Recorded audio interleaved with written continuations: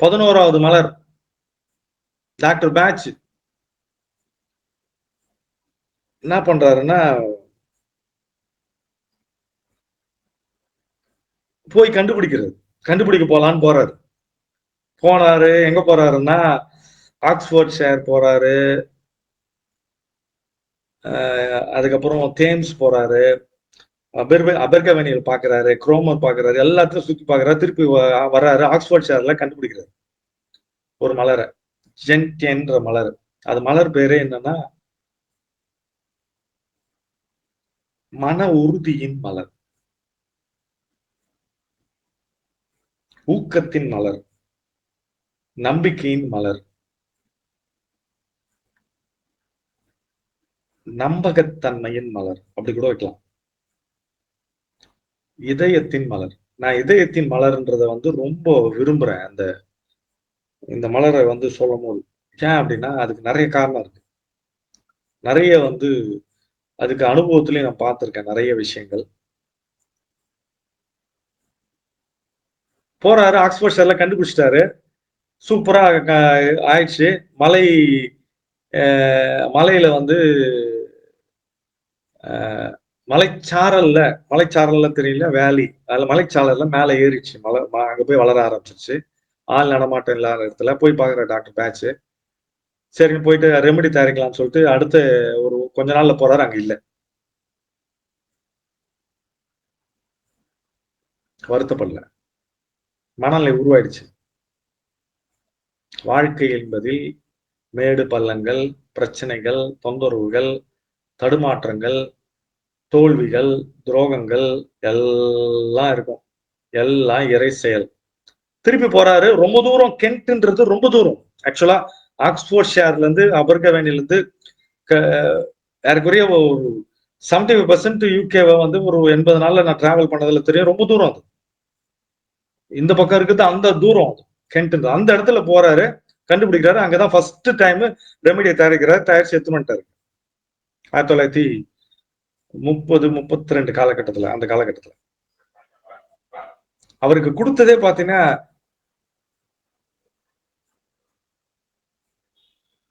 என்ன மெசேஜ், உன்னை நான் கைவிட மாட்டேன் அப்படின்னு மலர் சொல்லுச்சு.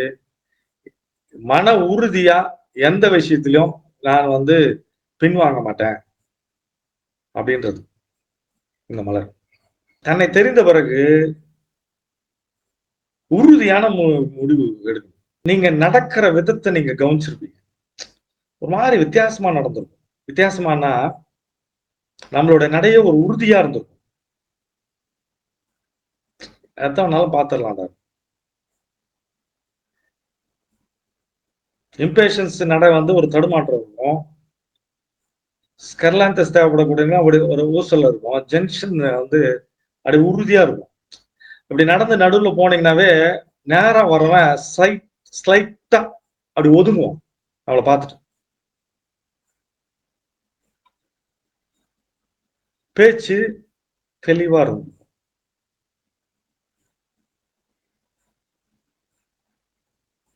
இந்த மலர் அடுத்து பயங்கர இன்டெலிஜென்ட்ல இது. அடுத்து தனக்கு என்ன வேணும், தான் என்ன செய்யணும், எப்படி செய்யணும் எல்லாம் தெரியும்.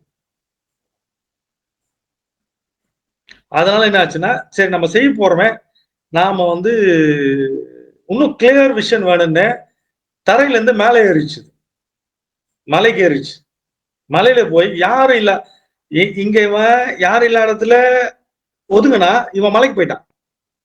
மேல ஜென்ஷன் தேவைப்படக்கூடிய நபர் அந்த மலைக்கு போய் யாரும் தொட முடியாத இடத்துக்கு ஹை பிளேன்ல போய் மேல இருந்து உலகத்தை பார்க்கலாம். எப்பயுமே ஒரு விஷயத்த பேர்ட்ஸ் ஐ வியூன்னு சொல்லுவாங்க. மேல இருந்து பார்க்கணும், விலகி நின்று பார்த்தல், மேலிருந்து பார்த்தல், கொஞ்சம் விலகி இருந்து பார்த்தல்.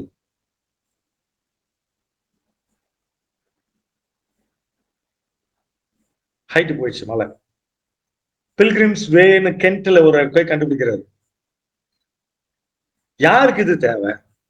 தெரிந்த டிப்ரெஷன், அதாவது மன அழுத்தம். நல்லா போயிட்டே இருக்குது,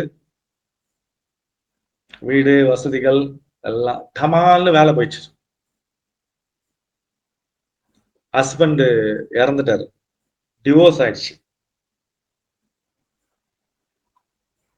அவ்வளவுதான். Loss of job. அவ்வளவுதான், நான் முடிஞ்சுதான் வாழ்க்கை.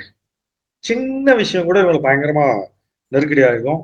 வாழ்க்கையை வந்து எதிர்மறையிலே பார்த்து பழகி பழகி பழகி எல்லாத்தையுமே எதிர்மறையா பாக்குறாங்க. அவங்க பக்கத்துல போனாவே டபுக்குன்னு எல்லாம் எனர்ஜி வேஸ்டா போடும், புஷ்ஷுன்னு அப்படி போயிடும். பக்கத்துல போய் உக்காந்தோம்னா ஏதோ ஒரு சுழல்ல மாட்ட மாதிரி இருக்கும். சிக்கிட்டோம்டா, ஏதோ ஒரு புதற்குள்ள போயிட்டோம் பொழுதுறான். எதுவுமே டிலே, எல்லாமே டிலே, டிசப்பாயின்மெண்ட். என்னடா அது, நம்ம இவ்வளவு முயற்சி பண்றோம், வரலையடான்னு படுத்துறது. ஆக்சுவலா இவங்க என்னன்னா டவுட்டு, டிப்ரெஷன், எல்லாத்தையும் சந்தேகப்படுது. ஆனா என்னன்னா அவங்க இது விரும்புவாங்க, நல்ல விஷயத்த பண்ணணும், பெரிய விஷயத்த பண்ணணும். ஆனா நான் நினைச்ச மாதிரி நடக்கணும்னு நினைச்சுக்கிட்டு கிளியர் பிக்சர், பிக்கர் பிக்சர், இந்த பிரபஞ்சம் விட்ட திட்டத்தை வந்து மறந்துடுது. எல்லாமே கிளியர் கட்டா நான் இது நடக்கணும், நான் இப்படி செய்யணும், இப்படி நடந்துக்கணும். ஆனா நான் நினைச்ச மாதிரி நடக்கணும் போது ஏதோ ஒண்ணு தவறு விட்டுட்டாங்க. மேல வந்து ஒருத்தர் இருக்காரு, மேல ஒரு திட்டம் இருக்கு, அதனோட இணைந்து போவதனால பெரிய ஒரு சர்க்கிள் உருவாகுது. அதுல அப்படியே உட்காந்துருக்கு டமால். நல்லா போயினுக்குதுங்க, பஸ் டப்புன்னு பிரேக் டவுன் அப்படின்றது தான். உறவு நல்லா போயினுக்குது, டமால் நிக்கிறது சார் அப்படின்னு.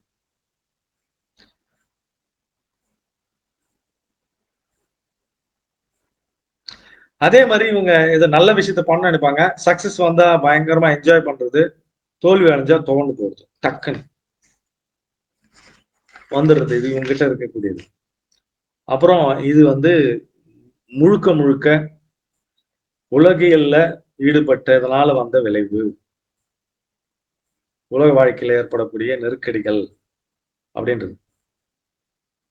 சின்ன வயசுல குழந்தைகள் ப்ராப்பர் சரியான ஒரு வளர்ப்பு இல்லாதனால அவங்க வந்து எல்லாத்தையுமே எதனா செஞ்சா குற்றம் சொல்லி சொல்லி சொல்லி பழகுறதுனால எல்லாத்தையுமே ஒரு டவுட், நம்ம செய்யறது தப்பா ரைட்டா, ஜெயிச்சிருவோமா அப்படின்ற ஒரு நிலையில இருக்குது. ஒரு கண்ணாடி கிளாஸ்ல தண்ணி இருந்துச்சுன்னா பாதி தண்ணி காலியாகுதுன்னு நினைக்கிறது, எல்லாத்தையுமே பெசிமிஸ்டிக்கா எதிர்மறையா நினைக்கிறது. தெரபிஸ்ட், அதாவது ஒரு ட்ரீட்மெண்ட் கொடுத்துட்டே இருந்தாங்கன்னா இம்ப்ரூவ்மெண்ட்டே இல்லைன்னா ஆளை மாத்திட்டு இருக்குது. அதே மாதிரி வாசகம், oh lord help me thou my disbelief அப்படின்னு வசனம். ஐயோ என் கடவுளே, என்னுடைய சந்தேகத்திலிருந்து என்ன விடுவி அப்படின்னு சொல்றவங்களுடைய மனநிலை. பசங்க எதனா ஒன்று சின்னதா ஃபெயிலியர் ஆயிடுச்சுன்னா பயங்கரமா பயப்படுறது. மேரேஜ் கண்டிஷன்ல ஃபெயிலியர் ஆனா அடுத்த முயற்சி எடுக்கிறதுக்கு முயற்சி பண்றது, முயற்சி பண்ணாம இருக்கிறது, இன்னொரு ட்ரை பண்ணாம இருக்கிறது. பேட்ச்ல ஒரு எடுக்கும் போது ஒரு சிக்கல், பேட்ச் ரெமெடி ஒர்க் ஆகுதா, அதான் அவர் ஐடியாஸ் எல்லாம் கரெக்டா இருக்கிற மாதிரி தான் தெரியுது, ஆனா எஃபெக்டிவா இருக்கா, நிஜமாவே ஒர்க் ஆகுதா அப்படின்னு நினைக்கிறது. ஆனா ஒர்க்கான ஸ்டார்ட் பண்ண நல்லா ஒர்க் ஆகுதுன்னா டக்குன்னு நிறுத்திடுது. இவங்களுக்கு என்ன ஒரு பெரிய பிரச்சனை அப்படின்னா, இந்த ஜென்ஷன் தேவைப்படக்கூடிய நபர்களுக்கு பழகி பழகி போய் கவலைப்பட்டே பழகி கவலை இல்லைன்னா கவலைப்படுவோம். ஐயோ எல்லாம் நல்லா போயிருக்குதே, எப்படி நல்லா போலாம், சுவிட்சின்னு ஜாலியா இருப்பாங்க. ஏதோ ஒண்ணு தப்பு நடக்க போகுது அப்படின்னு நினைக்கிறது, வாலண்டரியா வம்புக்கு இழுக்கிறது, கவலைய, மன நெருக்கடிய, மன அழுத்தத்தை. எப்ப ஒர்க் ஆகுதுன்னு தெரிஞ்சிச்சோ அதை நிறுத்திடுவாங்க, நல்லது ஒர்க் ஆகுதுன்னு நிறுத்திடுவாங்க. அதே மாதிரி நிறைய பேருக்கு ஒரு சிக்கல் இருக்கும், நான் எல்லாருக்கும் ரெமெடி கொடுக்குறேன் சார், ஆனா எனக்குன்னு வரணும் மட்டும் எதுவும் ஒர்க் அவுட் ஆக மாட்டேன் சார். கண்டிப்பா அவங்க எல்லாருக்கும் கொடுக்கறத நிறுத்திவிட்டு ஒரு மாசம் ஜென்ஷன் மட்டும் எடுக்கும், ஜென்டியன். எல்லாமே ரைட்டா போனாலும் இவங்க ராங்கா திங்க் பண்ணுவாங்க. கரெக்டா ராங்கா திங்க் பண்றது, கரெக்டா தப்பு நடக்கும்னு திங்க் பண்றது இவங்க தான். பிசினஸ் நல்லா போயிட்டு இருக்கும், ஐயோ நாளைக்கு வந்து பிசினஸ் இன்னும் போச்சுன்னா என்ன பண்றது ஆரம்பிச்சிருவாங்க. இவங்க என்ன மறந்துட்டாங்கன்னா எல்லா தடைகளும் தோல்விகளும் நிரந்தரமானது இல்ல, தற்காலிகமானதுன்னு மறந்துட்டாங்க. அதனால இவங்களுக்கு என்னன்னா பிரீதிங் வந்து பயங்கர ஃபாஸ்டா இருக்கும். சின்ன அதாவது ஆழ்ந்த மூச்சு இருக்காது. ரொம்ப பிரீதிங் ஃபாஸ்டா இருக்கும். ரொம்ப டீப்பா இல்லாம இருக்கும். டைஜஷன் ப்ராப்ளம் இருக்கும். ஏன்னா எதையுமே வந்து பயம் பயம் பயம். அதனால அசிடிட்டி அதிகமாயிட்டு இருக்கும். உள்ளுக்குள்ளேயே நெகட்டிவா ப்ரெடிக்ட் பண்றது. கண்டிப்பா பாரு இது நடக்கதான் போகுது. ஏதோ ஒண்ணு எனக்கு சொல்லுது அப்படி.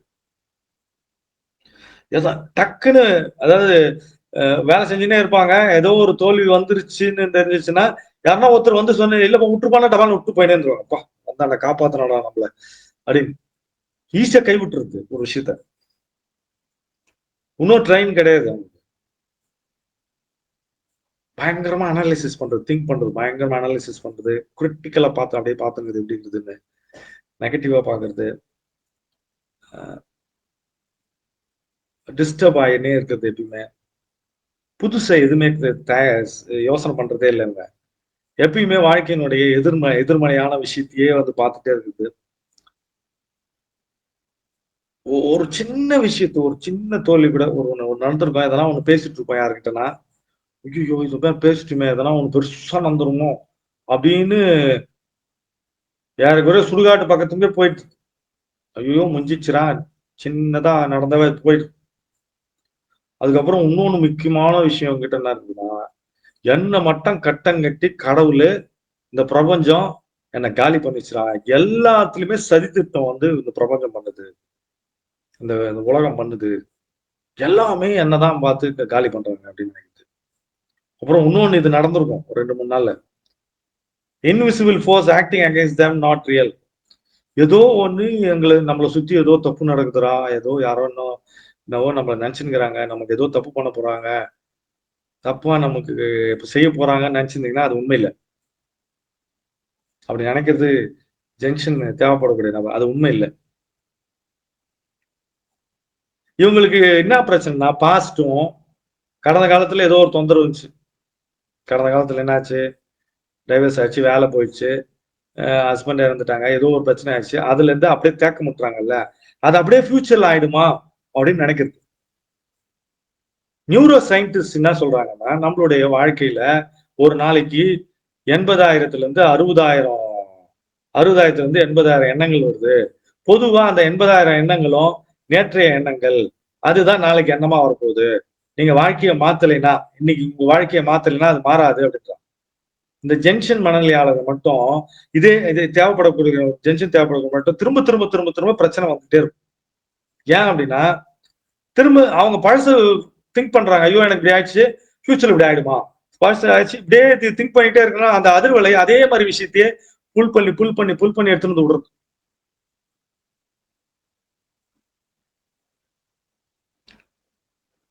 என்னை வாழ்க்கையை தண்டிச்சிச்சு அப்படின்னு சொல்றது. வாழ்க்கை எதுவுமே எனக்கு சரியா நடக்கல அப்படின்றது. ரொம்ப ஸ்ட்ராங்கான ஒரு கேரக்டர். அந்த நெகட்டிவ் கேரக்டர்ல அவங்களுக்கு ரொம்ப கியூர் பண்றது ரொம்ப கஷ்டம். இதுல கியூர் பண்றது கஷ்டம்ன்றதுக்கு காரணம் என்ன, அவங்க தன்னுடைய கவலையில, பிரச்சனையில, டிப்ரெஷன்ல சந்தோஷமாயிட்டாங்க. ஒரு ஆராய்ச்சி பண்ணியிருக்காங்க சயின்டிஸ்ட். ஒரு எலிய வந்து என்ன பண்ணிருக்காங்கன்னா டெய்லி எதனா ஒரு பின்ல வச்சு குத்தினே இருந்துக்கிறாங்க. அது வாட்டுக்கு ஒரு 40 நாள் 50 நாள் 60 நாள் இருந்துக்குது, அது அப்படியே இருந்துக்குது. அப்புறம் என்ன பண்ணிருக்காங்கன்னா ஒரு சிப்பை வச்சு மூளையில ஒரு சிப்ல கனெக்ட் பண்ணி ஒரு எலக்ட்ரோட்ஸ் கனெக்ட் பண்ணி லைட்டா வந்து அதை ஆனந்தமா ஆக்கியிருக்கிறாங்க மூளையில இருந்து. பார்த்தா 3 நாள் செத்து போச்சு. என்ன கண்டுபிடிக்கிறான்னா மனிதன் வந்து ஆனந்தத்தையும் பெரிய ஆனந்தத்தையும் அவனால தாங்க முடியல. அவனுக்கு ரொம்ப நாளா என்ன ஆச்சுன்னா கவலைப்பட்டு கவலைப்பட்டு துக்கப்பட்டு துக்கப்பட்டு பழகி போச்சு. துக்கம் இருந்தாதான் அவன் வாழவே முடியுது. துக்கமா இருக்கிறவனுக்கு வாழ்க்கை நீளமா இருக்குது. பயங்கர துக்கமா இருக்கணும், நீளமா இருக்குது. ரொம்ப நாள் துக்கப்படுறவன் பார்த்தீங்கன்னா 1 மணி நேரம் 1 நாள் மாதிரி தெரியும். ஆனா சந்தோஷப்படுறவனுக்கு ஒரு ஒரு நாளே 1 நிமிஷம் மாதிரி தெரியும். அந்த ஒரு நாளே 1 நிமிஷமா தெரிய வைக்கிறது தான் ஜங்ஷன். என் பிரச்சனைக்கு எனக்குன்னு ஒரு ரீசன் இருக்குங்க, அதெல்லாம் உங்களுக்கு புரியாதுங்க அப்படின்னு சொல்றது. எதை ஸ்டார்ட் பண்ணாலும் டபால்னு விட்டுருது.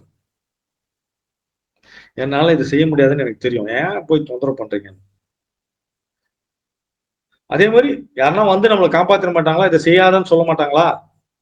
ஏன்னா வேலை செஞ்சவங்க குழந்தைங்க பார்த்தா தெரியும் உங்களுக்கு. ஏன்னா ஒரு வேலை செஞ்சுனே இருக்கும், திரும்பி திரும்பி பார்க்கும், ஒரு மாதிரி அடிபட்ட மாதிரி ரியாக்ட் பண்ணோம்.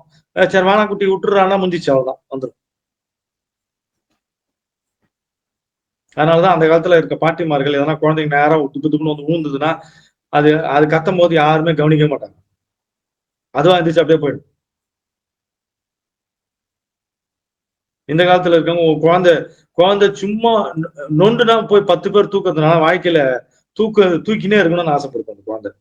50 வயசு ஆனாலும் எவனா ஒருத்தன் நம்மளை தூக்கி உட்கார வச்சு ஊட்ட மாட்டானா சாப்பாடு? வளர்த்து வச்சுட்டோம் அப்படி. எப்பயுமே வாழ்க்கையினோட இருட்டை பத்தியே பார்த்துட்டு இருக்குது. ரொம்ப முக்கியமான ஒரு வாசகம், மனசு விட்டுறாதரா. சில நேரத்துல இறக்குற தருவாயில இருக்கிறவங்கள பக்கத்துல போய் சொல்லுவாங்க, சில பேர் பிடித்தமானவர்கள் போய் சொல்லுவாங்க, விட்டுறாத, மனசை விட்டுறாத, உன்னால முடியும், வெளியே வா. மனசுன்றது வந்து இந்த இடத்துல மூளை கிடையாது, ஹார்ட் மட்டும்தான். ஹார்ட் மட்டும்தான் நின்னா மொத்தம் நின்றும். மத்த எல்லா உறுப்புகள் நின்னாலும் ஹார்ட் ஓடி இருந்துச்சுன்னா அது உயிர் இருக்கும். ஹார்ட் ஓடி இருந்துச்சுன்னா உயிர் இருக்கும். அதனாலதான் ஹார்ட் விட்டுறாதீங்க. இது வந்து ரொம்ப முக்கியமான தகவல். ஒரு நாள் எனக்கு ஒரு போன் வந்துச்சு, அமெரிக்கால இருந்து ஒரு போன் வந்துச்சு. எங்க ஹஸ்பண்டுக்கு பிறந்த விதத்துல இருந்து டிப்ரெஷன் சார், ஹார்ட்ல டிப்ரெஷன், பள்ளம். டிப்ரெஷன் வார்த்தை பள்ளம், ஓட்டை அப்படின்னு சார். ஒரு ஒரு 4 மாசமா ஜென்ஷன் மட்டும் கொடுத்து பார்த்தேன் சார். அப்போ இப்போ ஸ்கேன் எடுத்து பார்த்தா அந்த டிப்ரெஷன் இல்லை சார் அப்படின்னு. கரெக்ட் தாமா. இங்கிலீஷ்ல டோன்ட் லூஸ் ஹார்ட்னு சொல்றதும் போட்டிருக்காங்க ஒருத்தர் யாரோ. அப்போ இதயம் தான் ரொம்ப ரொம்ப முக்கியம், ரொம்ப ரொம்ப முக்கியம். அது வந்து மூளையும் கண்ட்ரோல் பண்ணுது, கிட்னியும் கண்ட்ரோல் பண்ணுது, எல்லாத்தையும் கண்ட்ரோல் பண்ணுது. மற்றது எல்லாம் நினைச்சினாலும் அறிவு இல்லைனாலும் வாழ முடியும். 99% அறிவு இல்லாம தான் வாழ்ந்துருக்கோம். 100% ஹார்ட்டே இல்லாம வாழ்ந்துருக்கோம். பிரச்சனையே அங்கதான். ஒரு வீட்டுல அறிவு நல்லா இருந்தாலும் இல்லாட்டி ஹார்ட் நல்லா இருந்தாலும் வீட்டுல பிரச்சனையே வராது. ஒரு வீட்டுல ஒருத்த அறிவா இருந்தா கூட போதும், வீட்டுல அமைதி இருந்துரும். ஒருத்த வந்து இதயத்தின் மொழியை கேட்டிருந்தா கூட வீட்டுல அமைதி இருந்துரும்.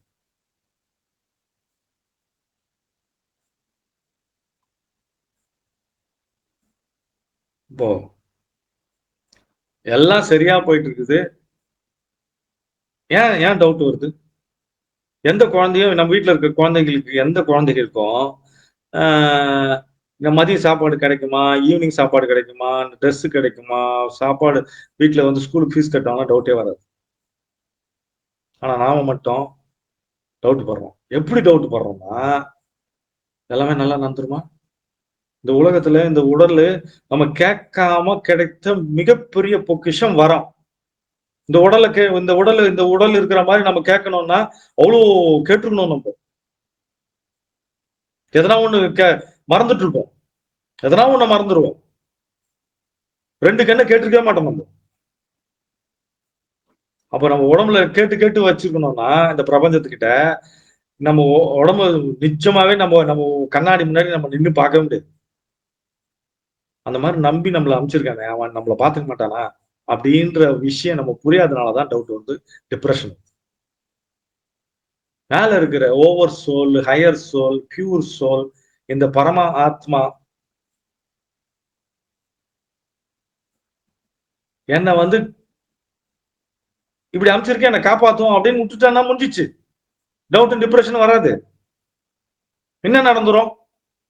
ஒண்ணும் நடக்காது. பிளான்ட் ஜென்டினா அமரல்லா அப்படின்றது ஆகஸ்ட்ல இருந்து செப்டம்பர் வரைக்கும் போகுது. 5 இதழ்கள், எல்லாமே ஆட்டம் ஃபெல் வாட்டன் பேரு. அது இது பார்க்கும் போதே ஒரு ஒரு ஒரு கம்பீரம், தைரியம் தைரியம். ஒரு 2 நாளா ரெட்டிஷ் பர்பிள், மலை மேல மலைச்சாரல்ல அப்படியே மேல இருந்து ஒருத்தன் ஆண்டனால அப்படியே பைனாக்குலர்ல வச்சு இருந்து பார்த்தா எப்படி இருக்கும், அப்படியே உலகத்தை பார்த்துங்க. என்ன நடக்குது பார்ப்போம், உலகத்துல இப்படிலாம் நடக்குதா, நான் மேல இருந்து பார்த்துட்டு வரேன் அப்படின்னு சொல்லுது. ஆட்டம் ஃபெல் வாட்டன் பேரு. Reddish purple colour. எங்க வளருதுன்னா ரொம்ப காய்ந்த நிலத்துல. ரொம்ப இன்டெலிஜென்ட். மேல மேல ஏறிச்சு. என்னடா பண்ண இவன் இவன் வாட்டர் வயலேட்டு டமால தண்ணியில குதிச்சுட்டு நீ வருவியா பாடுறான்னு. இது மேல போய் உட்காந்துச்சு, நீ மேல வர்றா. Hill side pasture, Wales, Sussex, Berkshire, Thames எல்லா இடத்துலயும் போய் பார்த்திருக்காரு. 1933 ஹைலேண்ட் ஹைலேண்ட் ஹைலேண்ட் ஹை கிரவுண்ட்ல இருக்குது. அம்ரல்லா அப்படின்னா சின்ன இனம், குட்டையா இருக்கிறது. கம்ஃபோர்ட். அதுல என்ன பண்ணிருக்காங்கன்னா அந்த காலத்துல வந்து 3000 வருஷத்துக்கு முன்னாடி யூஸ் பண்ணிருக்காங்க. இது எதுக்குன்னா இதயத்தை அமைதியாக வைத்துக் கொள்கிறது. அது பாருங்க, அப்படியே கம்பீரமா பூ அப்படியே நிக்குது. இலை பாருங்க, டிப்டு இலை, பையனியல், வருஷத்துக்கு 2 தடவை வர்றது. அப்படியே அமைதியா ஸ்லோவா வர்றது. என்ன அவசரம், பண்ணலாமே, நம்ம ரொம்ப நாள் இருக்க போறோம். காம்படிஷனு விரும்பாது இது. லைம் ஸ்டோன்ல, லைம் அதாவது சுண்ணாம்பு இதுல வளரக்கூடியது. விரிந்து, அதாவது இடம் எவ்வளவு விட்டுருக்கு பாருங்க, ஸ்பேஸ். அந்த நடுவுல இருக்கிற 2 இழைக்கும் இதழுக்கும் நடுவுல கேப் நிறைய இருக்குது. அப்படியே போக்கஸ்டா அப்படியே விரிந்து ஆற்றலை, பிரபஞ்ச ஆற்றலை ஈர்த்து வைக்கிறது. கிராஸ்க்கு நடுவுல வளரக்கூடியது. ஃபர்ஸ்ட் இயர்ல முதல் வருஷத்துல 2 பேர் ஆஃப் லீவ்ஸ் வரும். ஆட்டம் சீசன்ல, அதாவது கம்ஃபர்டபுளான சீசன்ல ஆட்டம் தாங்க.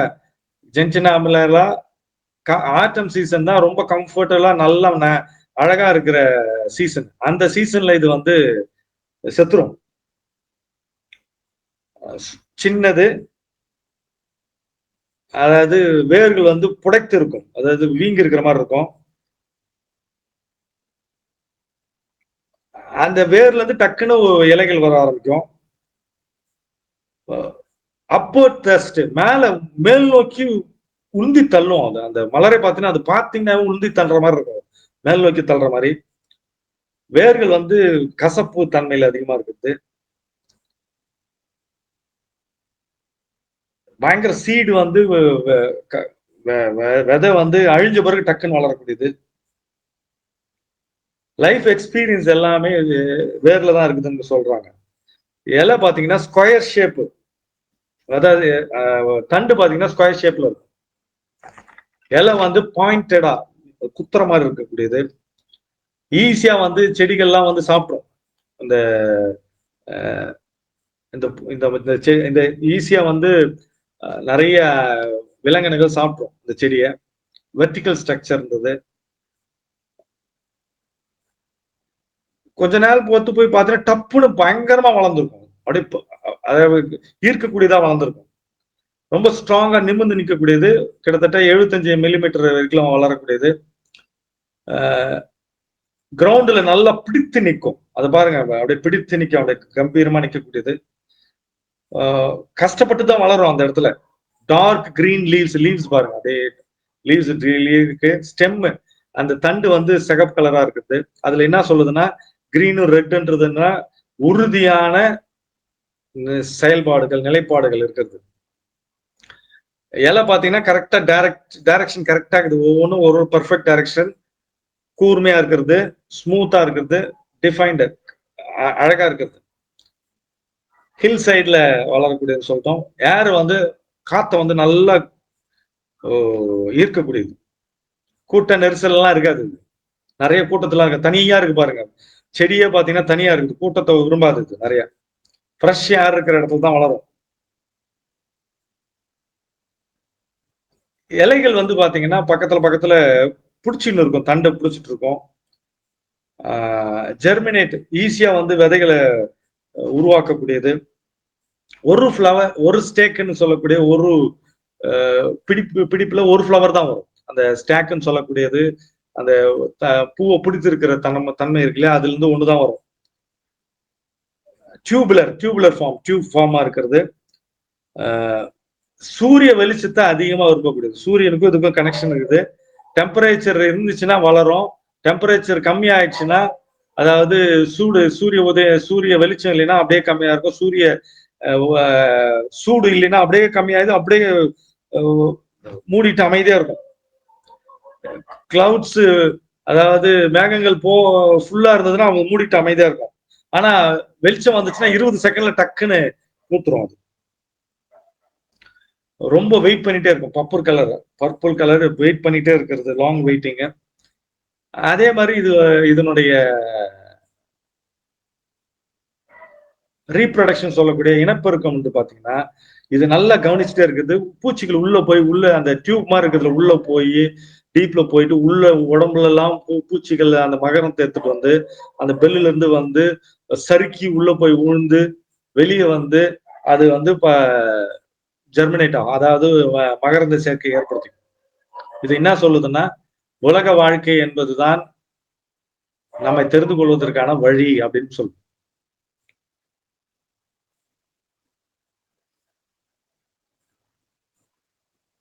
அதே மாதிரி க்ளோஸா பாத்தீங்கன்னா, அந்த உள்ள இருக்கிற மகரந்தத்தெல்லாம் ரொம்ப அழகா வந்து பாதுகாக்கிறதுக்கு மாதிரி அந்த இதுக்கு அந்த பூலையை பாருங்க, பாதுகாக்கிற மாதிரி உள்ள இழைகள் இருக்குது, அப்புறம் இதழ்கள் இருக்குது.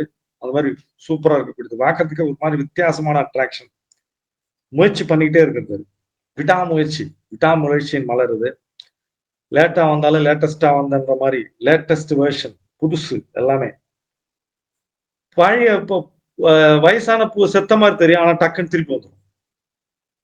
அந்த மாதிரி இருக்குது. யாருன்னா ஒருத்தர் திருப்பி ஃபீனிக்ஸ் பறவை மாதிரி, நான் இது செத்துருச்சு, நான் தான் மேல இருந்து திருப்பி பறந்து வந்து திருப்பி உயிரோட வர்ற மாதிரி தான் அது. அந்த விதைகளை வந்து விலங்கினங்கள் டிஸ்ட்ரிபியூட் பண்ணுது, நிறைய எடுத்துன்னு போய் அங்கங்க சேர்த்துருது. பேரண்ட், அதாவது தாய் செடிகள் வந்து காத்தால பாதிக்கப்பட்டு அதுக்கப்புறம் கீழே விழுந்து அங்கிருந்து அங்கிருந்து வளரும். அதே மாதிரி விவசாய நிலங்கள்லாம் அது வளராது.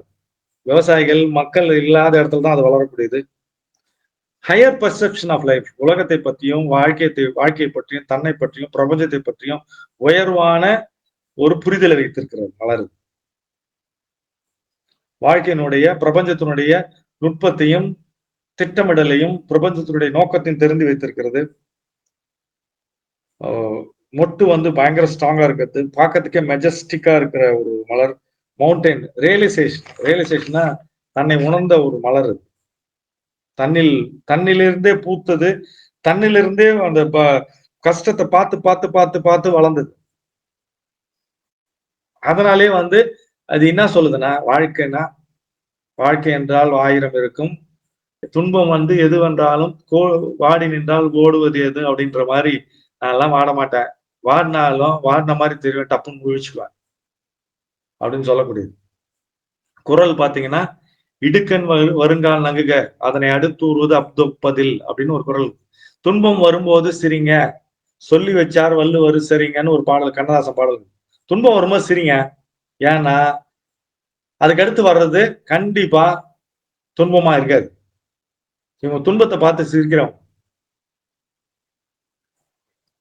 லிங்கன், டெஸ்லா, ஞானிகள், முகமது நபி, இயேசு கிறிஸ்து,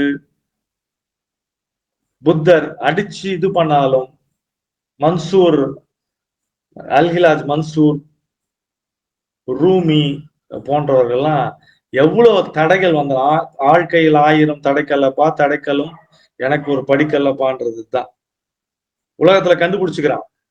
மிக அந்த காலத்துல வந்து பெண்கள் வந்து ஒரு ரொம்ப வருஷத்துக்கு முன்னாடி யார கல்யாணம் பண்ணுவாங்கன்னா, யாரு நிறைய தோல்விகளை பார்த்திருக்கானோ, தோல்விகளை பார்த்து அதுக்கப்புறம் மேல வந்திருக்கானோ அவனை பார்த்து தான் கல்யாணம் பண்ணுவாங்க. ஏன்னா அவங்க கிட்ட ஜெனட்டிக் பொட்டன்ட் ஜீன்ஸ் இருக்குன்னு கண்டுபிடிச்சு இயல்பாவே இயற்கையினுடைய மெர்ஜிங் அப்படிதான் இருந்தது. இயற்கையில இருக்கிற விலங்கினங்கள்ல இந்த தன்மை இருக்கும். அப்ப ஜீன்ஸோட சம்பந்தப்பட்ட ஜீன்ஸ், ஜெனட்டிக் ப்ராப்ளம் இருக்கிற குழந்தைகள், ஜீனாவே எங்களுக்கு ஒரு ப்ராப்ளம் இருக்குங்க, ஒரு தொந்தரவுகள் இருக்குங்க, அமானுஷமான ஒரு விஷயங்கள் பிரச்சனைகள் இருக்குன்னா இதெல்லாம் வந்து கட் பண்ணி விட்டுரும்.